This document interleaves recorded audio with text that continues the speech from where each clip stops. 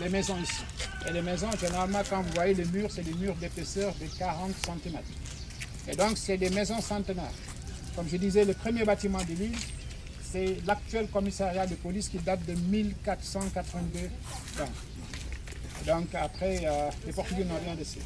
Ils ont resté que ça. Et tout à fait derrière, il y avait ce qu'on appelle le fort portugais. Donc la prochaine fois, on pourra marcher parce qu'il y a ce chemin qui mène jusque là-bas.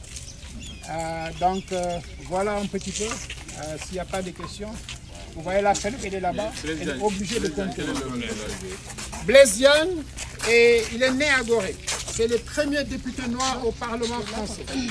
Il est né à Gorée le 13 octobre 1872 et décédé à Camboléban en 1934.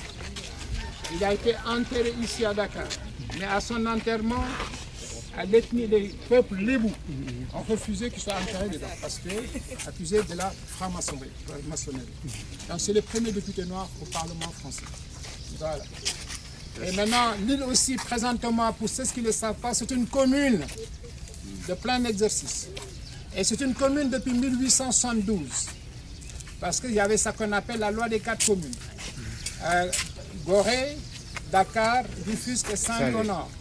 Il y avait une citoyenneté française. Et ces 4 communes qui étaient là, depuis 1872, avaient ce droit de vote. Et ces 4 communes aussi, c'est ce qui les caractérisait, c'est les métissages. Parce qu'au niveau des esclaves, une femme esclave, pour pouvoir se libérer, se donnait souvent au maître d'esclaves. Et l'enfant qui y naissait, c'est l'enfant mulâtre. Et donc ce qu'on appelle généralement les signares, qui appartenaient soit à la bourgeoisie goréenne ou à la bourgeoisie saint-louisienne.